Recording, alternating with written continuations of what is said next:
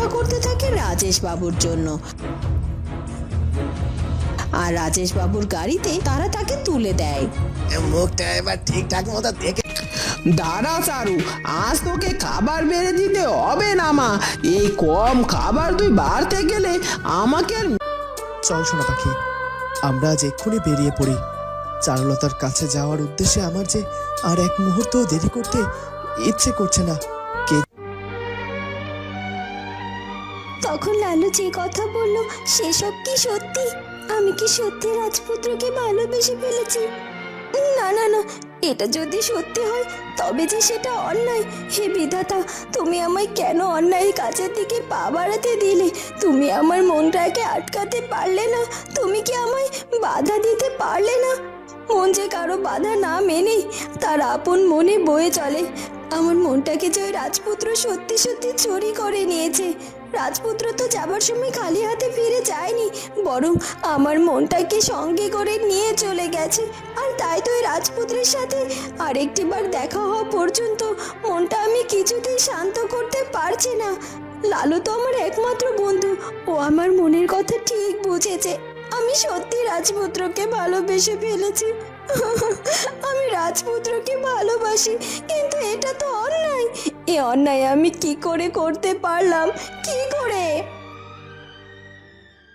চারু, চারু, আরে ও চারুলতা, কোথায় গেলি রে মা? খিদেতে যে পেটটা চো চো করছে আমার। আমি আর মীরা রান্নাঘরে খেতে যাচ্ছি, তুই আমাদেরকে খেতে দিবি না? শিগগিরই ঘরের বাইরে বেরিয়ে আয়। চারুলতা তার অশ্রুসিক্ত চোখ মুছে ঘরের বাইরে বেরিয়ে আসে তার সৎ মায়ের ডাক শুনে। বলো ছোট মা, তুমি আমায় ডাকলে কেন? কি যেন বলছিলে? ঘর থেকে ঠিক শুনতে পাইনি। তেমন কিছুই না, আসলে আসলে আমার না বড্ড খিদে পেয়েছে। মীরারও একই অবস্থা, তাই বলছি চল রান্নাঘরে চল, আমাকে খেতে দিবি। সে কি কথা? এখনো তো রাতও হলো না, সন্ধে হয়েছে। এখনই তোমরা রাতের খাবার খেয়ে নেবে? আমরা এখন খাবো না, কখন খাবো তার কৈফিয়ত কি তোকে দিতে হবে নাকি রে চারু? খিদে পেয়েছে, খেতে দিবি, ব্যাস। এত সব কথা কেন বলছিস তুই? না না না, আমি তেমন করে বলিনি রে বোন, আমি ভুল বুঝিস না। আসলে এখনো তো রান্না করার কিছুটা বাকি আছে মা। হাঁড়িতে অল্প দুমুঠো ভাত আছে, সেগুলোতে কি তোমাদের খাওয়া হবে? তাতে কি, সে যে কটা ভাত আছে সেগুলো না হয় 3 মা মেয়ে মিলে খেয়ে নেব। চল তো দেখি রান্নাঘরে। আমি কি ঠিক শুনলাম নাকি ভুল শুনলাম? মা আমাকেও খেতে বলছে? আজ মায়ের হলোটা কি সেটাই তো বুঝতে পারছি না। আজ এত মিষ্টি সুরে কথা বলছে সে আমার সাথে, আবার একসাথে খেতেও চাইছে। আমার সাথে কি হচ্ছে না হচ্ছে আমি তো কিছুই বুঝতে পারছি না।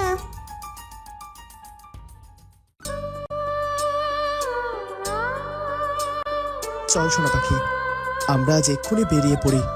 চারুলতার কাছে যাওয়ার উদ্দেশ্যে আমার যে আর এক মুহূর্ত দেরি করতে ইচ্ছে করছে না। কে জানে চারুলতা ওদিকে আমায় নিয়ে কি ভাবছে? সে নিশ্চয়ই আমায় ভুল বুঝছে, নিশ্চয় আমাকে স্বার্থপর আর অকৃতজ্ঞ মনে করছে। আমি তো তাকে আসার সময় ধন্যবাদটাও দিয়ে আসতে পারিনি। আমায় সে কত উপকার করেছে, তার বাবাও তো আমার কত উপকার করেছে। ফিরে গিয়ে আমি তাদেরকে ধন্যবাদ জানাবো, তবেই আমার মন শান্ত হবে। চারুলতা আর তার বাবা দুজনেই বড্ড ভালো মানুষ গো রাজপুত্র। তুমি তাদের কাছে গিয়ে সবটা বুঝিয়ে বললে তারা নিশ্চয় তোমাকে বুঝতে পারবে। তোমায় আর ভুল বুঝবে না গো তারা। তবে আর দেরি করছিস কেন সোনা পাখি? চল আমরা এক্ষুনি বেরিয়ে পড়ি। না না রাজপুত্র, তুমি বললে এখনই বেরিয়ে পড়ে যাবে না গো। ওই দেখো সন্ধে হয়ে এসেছে, এক্ষুনি সূর্য ডুবে গেছে। এখন বেরোলে ওই রাতের অন্ধকারে নানা বিপদ হতে পারে। আর তাছাড়া তুমি আগের বারও নাকি তোমার পিতা মাতাকে কিচ্ছুটি না জানিয়ে গিয়ে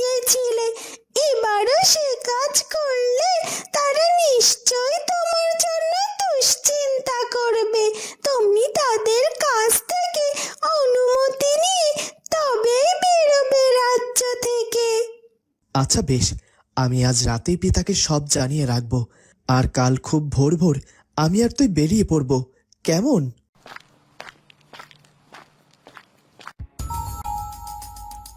আপনি কোনো চিন্তা করবেন না রাজেশ বাবু, আগের বার তো ভুল হয়েছে, তাতে কি হয়েছে? এবার নিশ্চয়ই আর কোনো ভুল হবে না কো। হ্যাঁ, এবার ঠিকঠাক চারুলতা নামের ওই মেয়েটিকে আমরা তুলে আনবো। হ্যাঁ, কেমন ঠিকঠাক কাজ করো, তা তো তোমাদের আগের বাড়ি দেখা হয়ে গেছে।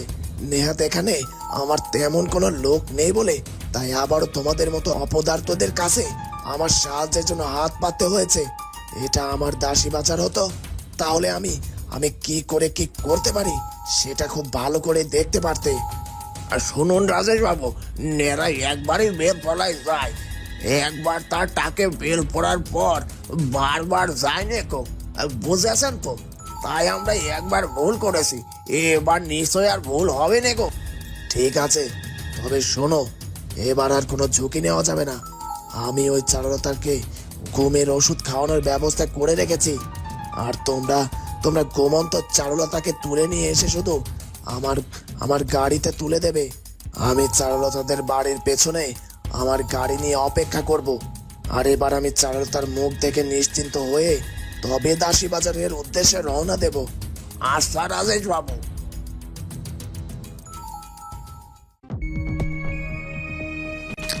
দাঁড়া চারু, আজ তোকে খাবার বেড়ে দিতে হবে না মা।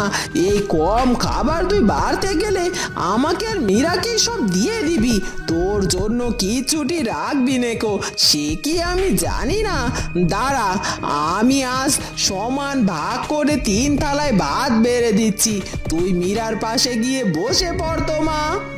কি ছোট মা আজ আমায় এত আদর যত্ন কেন করছে?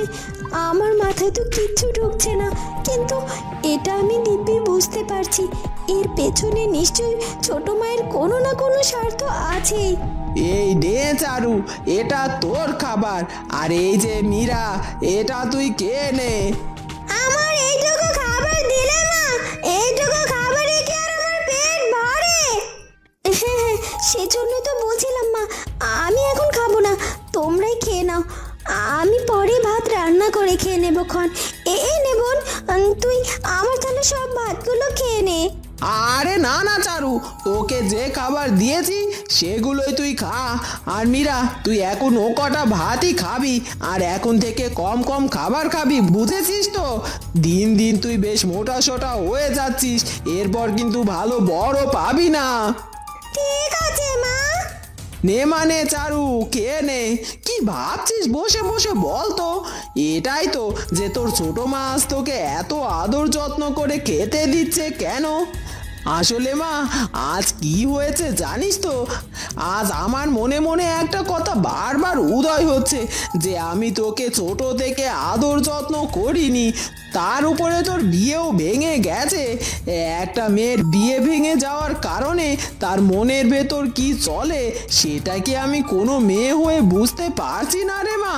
তাই ভাবলাম তোকে একটা দিনের জন্য অন্তত আদর যত্ন সোহাগ করে খেতে দে।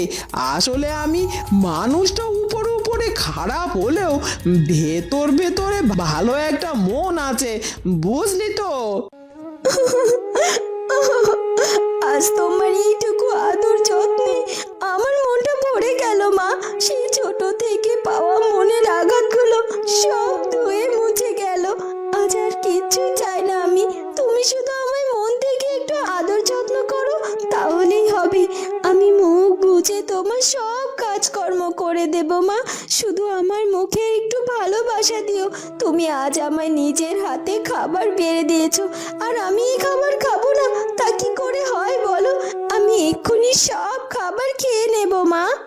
এরপর চারুলতা সেই থালায় ঘুমের ওষুধ মেশানো সব খাবারগুলো খেয়ে নেয়, কিন্তু সে জানতেও পারে না যে তার সৎ মায়ের কত বড় ষড়যন্ত্রের শিকার হতে যাচ্ছে সে।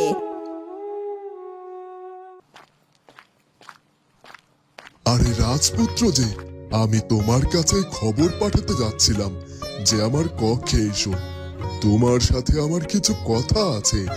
আর তুমি নিজে চলে এসেছো, বাহ।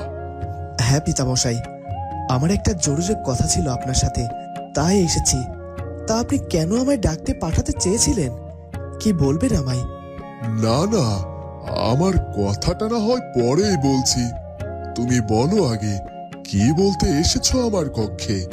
আসলে পিতামশাই, আমি আবারও একটু রাজ্যের বাইরে যেতে চাই, দরকারি কাজে। তাই তাই আপনাকে একবার বলতে এলাম যে কাল ভোরে আমি বেরিয়ে পড়ব। সে কি কথা? সবেই তো এলে তুমি রাজ্যে, এতদিন তো রাজ্যের বাইরেই ছিলে। তবে এখন তোমার আবার কি এমন দরকার কাজ পড়ে গেল যে রাজ্যের বাইরে যেতে হবে এই সময়? আসলে পিতামশাই, আপনি হয়তো জানেন আমার মায়ের দিয়ে যাওয়া ওই আংটিটা আমার কাছে কত মূল্যবান। আর এই আংটিটা আমায় যে ফিরিয়ে দিয়েছে সেও নিশ্চয় আমার কাছে এক মূল্যবান ব্যক্তি। আর তাকে আমি ফিরে আসার সময় ধন্যবাদটুকু জানিয়ে আসতে পারিনি। তাই আমি আবার তার কাছে ফিরে যেতে চাই, শুধুমাত্র তাকে ধন্যবাদ জানাতে। ও, এই ব্যাপার। বেশ বেশ, সে তুমি যখন তখন যেতে পারো, কিন্তু কটা দিন পরেই তো যাওয়া যায় নাকি? আসলে রাজকন্যা জেসমিনের পিতামশাই কালই আমাদের রাজ্যে আসছেন। তার সাথে দেখা না করে তুমি কি করে রাজ্যের বাইরে যেতে পারো? তিনি নিশ্চয়ই একদিনে ফিরে যাবেন না তার রাজ্যে। তাই আমি যখন সিদ্ধান্ত নিয়েছি যে আমি তার সাথে দেখা করতে কালই যাব, তো কালই যাব। আর রাজকন্যা জেসমিনের পিতামশাই আসলে তাকে অপেক্ষা করতে বলবেন আমার জন্য। আমি ফিরে এসে তার সাথে দেখা করব। কিন্তু রাজপুত্র, আমি যে তোমার বিয়ের তোড়জোড় কাল থেকেই শুরু করতে চাইছি। এত দ্রুত আপনাদের পাত্রের জোগাড় হয়ে গেল? পাত্রের জোগাড় হয়ে গেলে তো তোড়জোড় শুরুই করবেন। আমি তো বলেই দিয়েছি, আপনারা আপনাদের মতো এগোতে থাকুন। বাহ, বেশ রাজপুত্র, তাহলে তুমি তোমার কাজ সেরে এসো। আমরা এদিকে তোমার বিয়ের সব বন্দোবস্ত এগিয়ে রাখছি। সারু, সারু, কিরে মা, কোথায় গেলি? আমায় খেতে দিবি না? সে কখন থেকে খাবার ঘরে বসে ডাকছি তো ডাকছি। তুমি সব সময় মেয়েটাকে এত ডাকাডাকি কেন করো বলো তো? মেয়েটা খেয়ে দে ওর ঘরে গিয়েছে, বোধহয় ঘুমিয়ে পড়েছে। আজ তোমায় মীরা খাবার বেড়ে দেবে। কিরে মীরা, যা তোর বাবাকে খেতে দে। সারু মা এত দ্রুত খাবার খেয়ে ঘরে চলে গিয়েছে? ওর আবার শরীর খারাপ করেনি তো? সরো তো জয়া, আমায় গিয়ে একটু দেখতে দাও কি হলো চারুলতা মায়ের। মেয়েটার ভালো তুমি একেবারেই সহ্য করতে পারছো না, তাই না? বলছি মেয়েটা বিশ্রাম নিতে ঘরে গিয়েছে, আর তুমি তাকে এত ডাকাডাকি করে অযথা বিরক্ত করতে চাইছো। ও আচ্ছা, বেশ বেশ, ঠিক আছে। দে মামিরা, তুই আজকে আমায় খেতে দে। এদিকে চারুলতার বাবাকে খাবার খেতে দিয়ে আটকে রাখতে রাখতে ওদিকে রাজেশ বাবু তার কাজটা সেরে ফেললেই হয়, তখন আমি নিশ্চিত হয়ে যাব। কি হলো এটা? আমার মাথাটা এমন ঝিমঝিম করছে কেন? খাবার খাওয়ার পর থেকে মনে হচ্ছে ঘুমে যেন চোখের পাতা আমার ভেঙে পড়ছে। কিছুতেই যেন তাকিয়ে থাকতে পারছি না।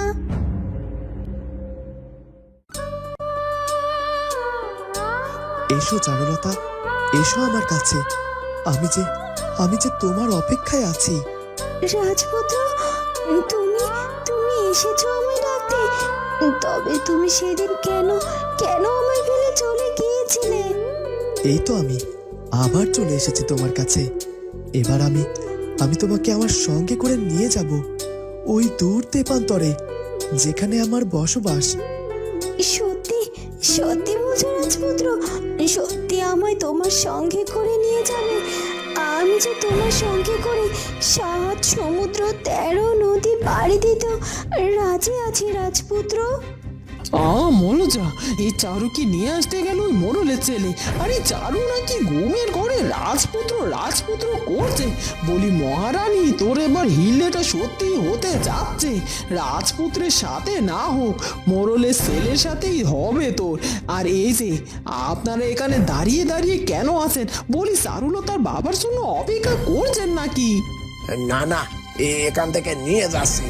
হ্যাঁ হ্যাঁ, যান যান, এক্ষুনি ঘর থেকে নিয়ে যান বলছি। আমার ঘর থেকে ওই আপুচাকে এক্ষুনি বিদায় করে আমাকে মুক্ত করুন তো। এরপর সেই ডাকাত দুটো চারুলতাকে ঘর থেকে তুলে নিয়ে যায় আর চারুলতার বাড়ির পেছন দিকে নিয়ে অপেক্ষা করতে থাকে রাজেশ বাবুর জন্য। আর রাজেশ বাবুর গাড়িতে তারা তাকে তুলে দেয়। মুখটা এবার ঠিকঠাক মতো দেখে নিয়েছেন তো? এবার কি সব ঠিক আছে? হ্যাঁ, এবার তোমরা ঠিকঠাক মতো চারুলতাকে তুলে আনতে পেরেছো। এই নাও তোমাদের পারিশ্রমিক, আর আমি তোমাদেরকে বেশি করে বকশিসও দিয়ে দিয়েছি। এবার আমার একটাই কাজ, দাসী বাজারে একে নিয়ে যাওয়া।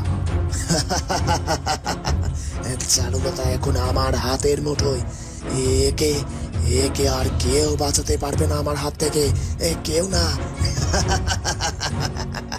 বন্ধুরা, কি হতে চলেছে এরপর সেটা জানবো আমরা চারুলতা গল্পের পরবর্তী পর্বে। আর আমাদের আজকের ভিডিওটি ভালো লাগলে অবশ্যই চ্যানেলটিকে সাবস্ক্রাইব করে দিও। দেখা হবে পরের পর্বে। ধন্যবাদ।